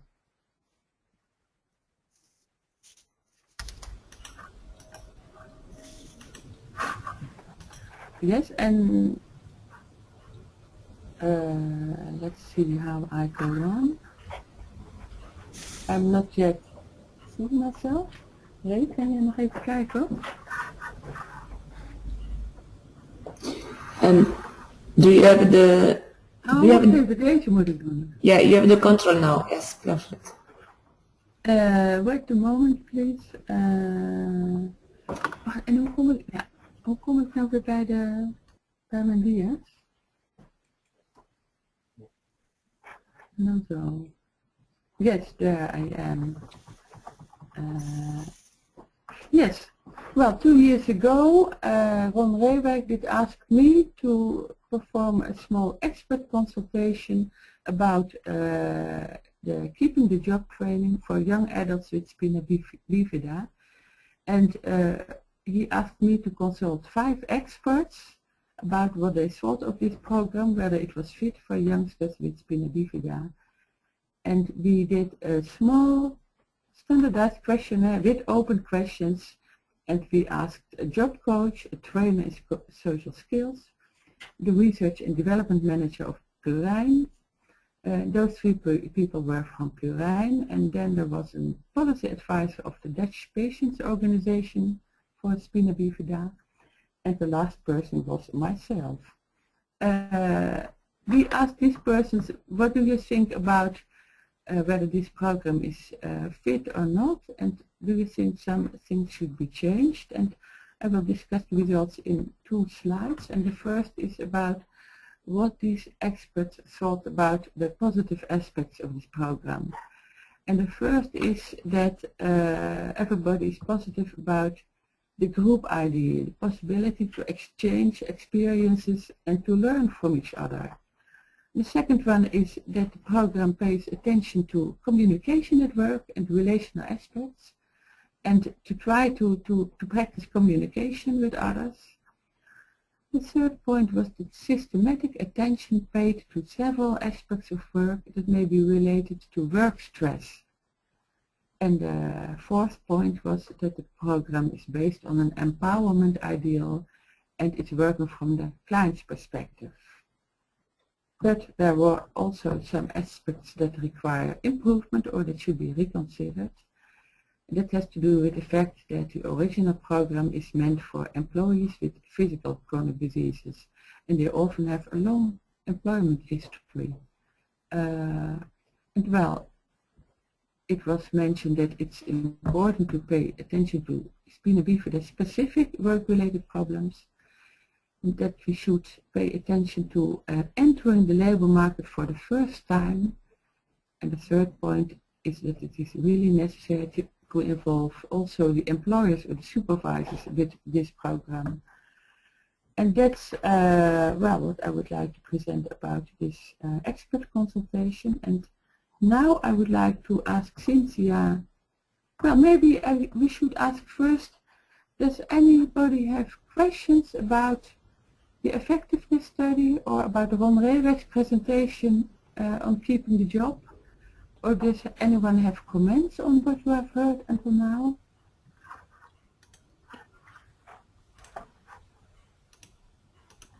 Cynthia, do you see raised hand?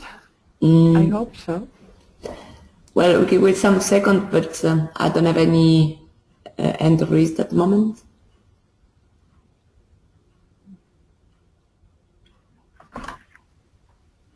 No. Well, then I think we should go on and let's see what the poll has learned us about what you as the audience thinks about the problems that the target group does experience. But I don't know how I will see that. Yeah, this is, I'm showing now the first poll with the related answers. Can you see that, Inga? I don't at the moment.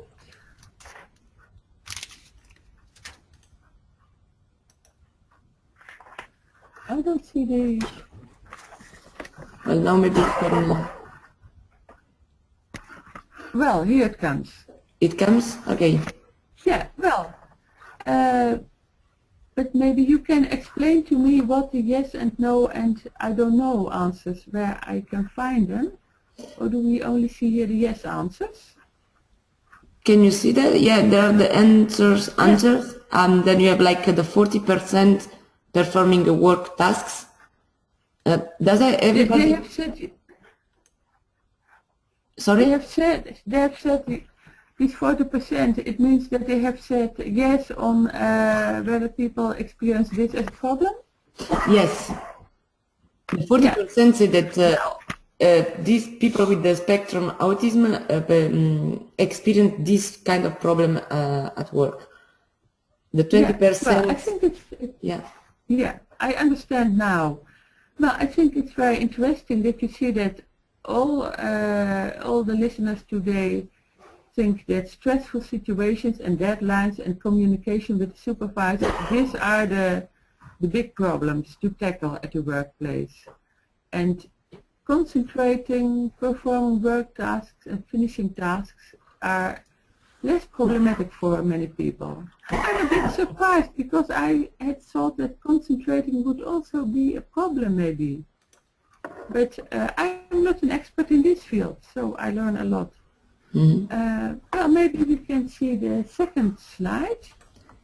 Yes, here is the second one. Yes. Okay. Well, we see here that communication with colleagues is also has a 100% score. It's a big problem to tackle for workers with autism spectrum disorder.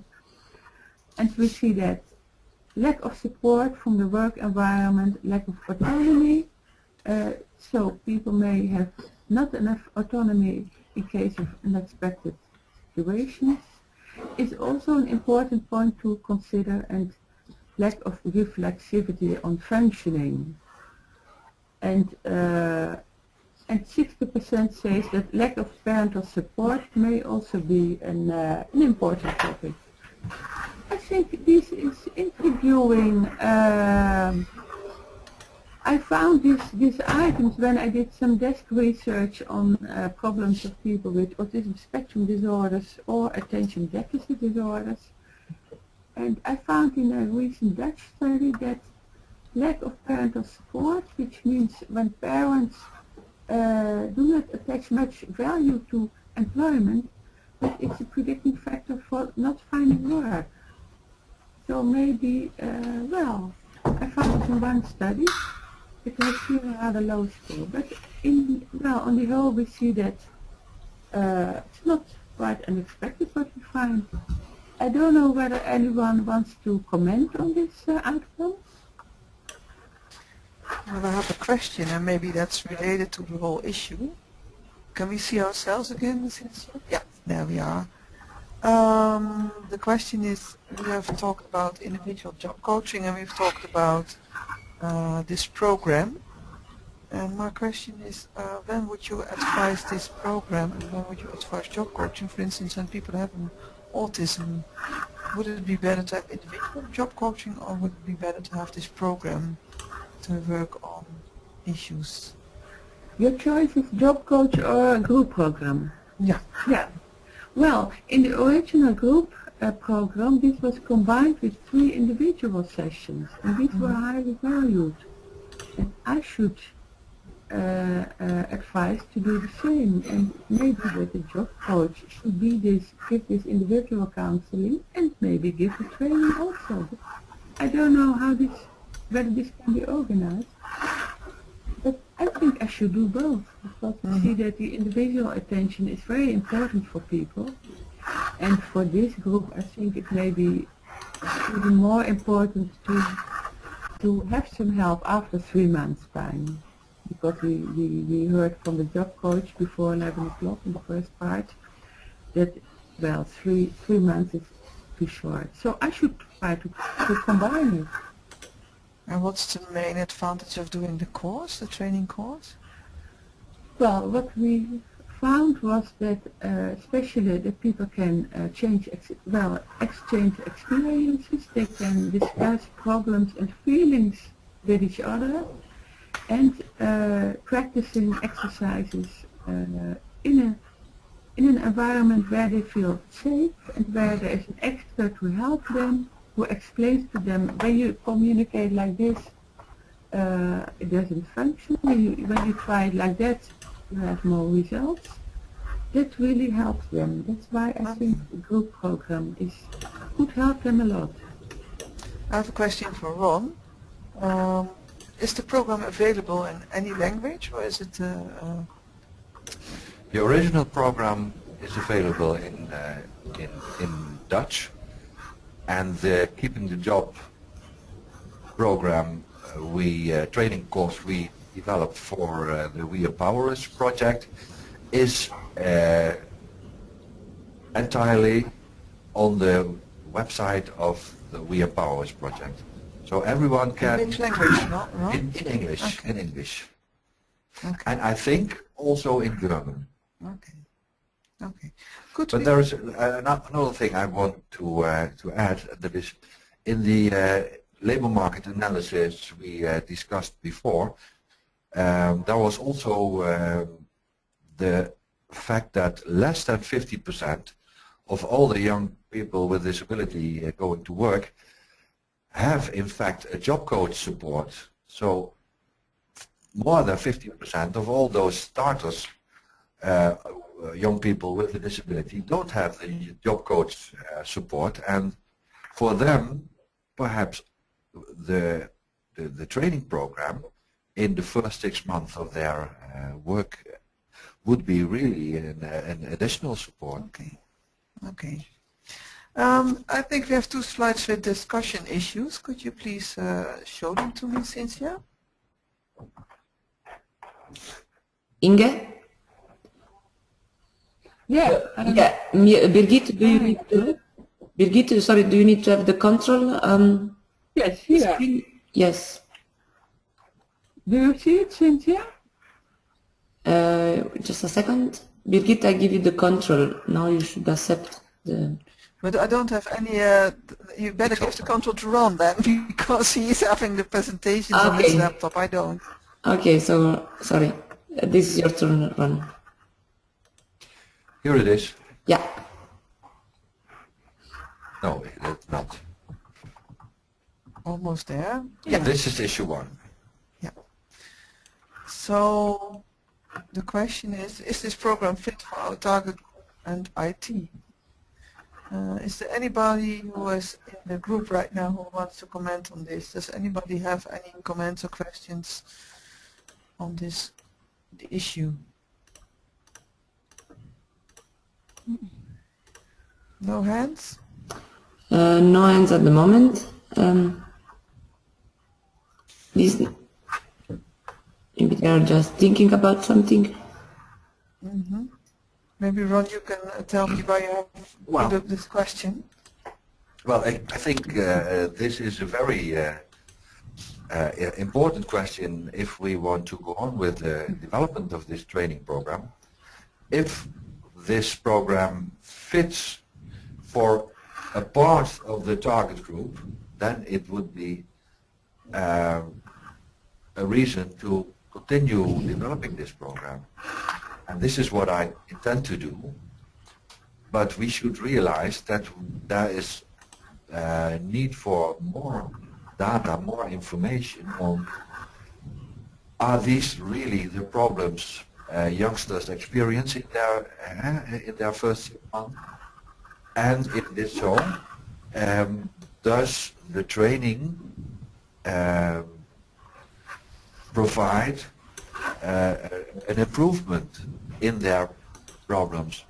Because if we want to have a successful instrument, this instrument needs to be tried out, and you will have to have results in which you can show that this is really an improvement. Okay. Any comments from somebody on this? Well, I think, I can't raise my hand, I see, but let me talk. I think, Ron, that it's a very good idea to start some kind of pilot to test this program for youngsters with autism spectrum disorder. and try how it works and do a baseline measurement and then measurement after the program. It is a first start, maybe. Well, actually, I think we should start with looking a bit more precisely what exactly are the experience problems, and then start the pilot with a training program, and then with a lot of focus on does this really is this really an improvement in the practical situation? Mm-hmm. I'd like to go to the second question. Oh, could you show the second question, the second issue? I think we discussed this already a little because we were talking about who should deliver the training program and when.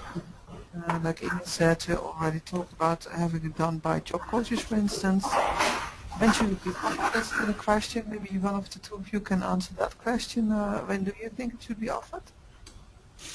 Well, if we have established a positive result of this training course, then we can show these positive results to our funders and especially to the local governments who have a big saying in the getting a job for youngsters with a disability. If the program works, and that we have to establish first, if the program works, we could discuss this program, the implementation of this program in the first 6 months of a new job for people with a disability. Okay. Okay.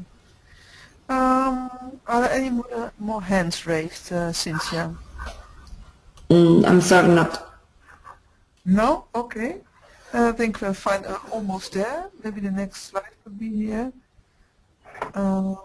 I have one question for the participants. Somebody thought that they would like to introduce job coaching or keeping the job. Is somebody interested in this material? Somebody from the Irish delegation or from the French or Lithuanian, Estonian delegation, or Slovenian delegation? Anybody interested in this? Yes, Birgit, I have Linda Cohn from NLN Ireland. Yeah. Okay. Okay. Hi, Bridget. Hi. Yes, I think it's an important tool as part of employer-based training, and I think as well it's probably important work experience, because we're talking about delivering this program as part of going out to work and sustaining work, but maybe a shorter version of the program could be incorporated into work experience to identify those areas that you talked about, problems at work, discussing what the problems are and looking at solutions before the person actually goes out into the big bad world as such. Okay. Okay. And you're talking about a training session, not about the job coaching, or are you talking about both? So I would talk about both, the training session as part of the overall training program, incorporate maybe a smaller version of that training within the training program, and continue it on into the workplace then, and that the coach becomes involved at the work experience stage as well, so that they can identify what issues may arise before they go out into the workplace. And did this seminar meet your expectations? It did indeed, yes. Okay, thank you. Yeah. Thank you. I have Anybody else? Yes, I have another question from Didier Roche from CRM France. Okay, hello Didier. Yes, I would like to know if you, I would like to know if you think that this program on the job support also could be adapted to other mental disabilities such as bipolar or schizophrenia. I think this is a question for Inge because she developed the training. Yes.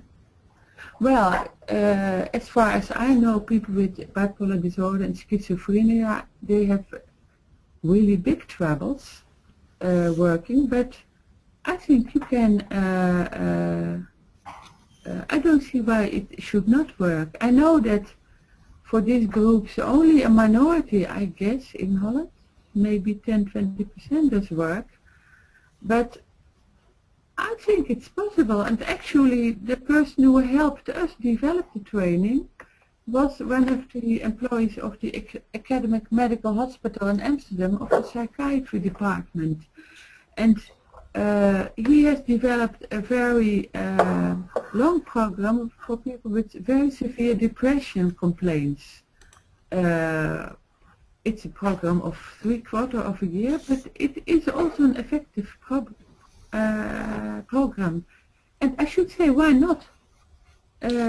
I think it's for people with schizophrenia far more difficult than for people, well, I don't know, but it is really a problem to find a job. And you really need support of the employer. But we should try. I know from a former, a research project I did 15 years ago, I interviewed psychiatric patients about their disease, people with schizophrenia and bipolar disorders. And when they take the medication, I think they often are very good employees, nothing wrong with them. So I should say, let's try. Is that an answer to your DJ? Yes, thank you. Okay. And I also think that for this specific group, people with psychiatric problems, there is a lot of experience of that in English-speaking countries like the United States with supported employment. And there, one of the principles, the working principles is first work, then train. So, yes. So that would be an opportunity to find work first, and then experiencing the problems you have to face at work, and then perhaps a training program would be very appropriate. I completely agree with first work, then train. That helps. Okay. Did the seminar meet your expectations, DJ? Hello, DJ? Cynthia? Yes. Yes. Oh, you're still there. Yeah. Okay. Any more questions for you, DJ? No. Okay. It's clear for me. Thank you. Okay, thank you. Anybody else? Yes, I have a question from Alexandra from Uri, Slovenia. Alessandra? Okay, hello. Hello, Alexandra. Hello? Yeah. No, I think that we have problem to hear Alessandra. It happened already once. Alessandra, can you use the chat maybe to write your question? We cannot hear you, Alexandra. No? Alexandra, if you don't find the chat, you can send me an email. I will ask the question on your behalf. I think that would be too long for the seminar, maybe. Is there anybody else, or is Alexandra the last one who want to ask something? I think that is Alessandra is the last one, because I don't have any other raised hands. Maybe wait a few seconds if Alexandra is able to reach you. Yeah, maybe yes. I'm sorry for that, but Alexandra sent me an email saying that in the case she had a problem, but she can hear us, but she has problem in talking with us. Was her question? You don't have it? No, I don't have it in the chat, and I don't have it. Okay. Okay, then sorry this for is that. it, I suppose. I hope the information helped you a little bit further in your job, and I hope this met your expectations. I think we're done for now. Thank you for hosting. Thank you for listening to us, and thank all the people who told something, like Ron, Elma, and Inge. Thank you for presenting your presentations. I think that's it for now. Yes, I would like to thank you for the presentation, for the organization of the webinar. Just a little reminder, on the 25th of November, there is a webinar on job coaching with Mike Evans. Registration is still open. If you are interested, you can attend 2-hour seminars. It's organized by EPR with all the EPR members. And then I hope to see all of you on the 2nd of December for the final project meeting, and the 3rd of December for the final conference. We will keep in touch to prepare ourselves on the best during these coming days. And I wish all of you a nice weekend because it's Friday noon. All the Thank same. you, Cynthia. Thank you. Okay. Bye, everybody. Bye-bye. Thank you. Bye-bye. Bye. Bye-bye. Bye-bye.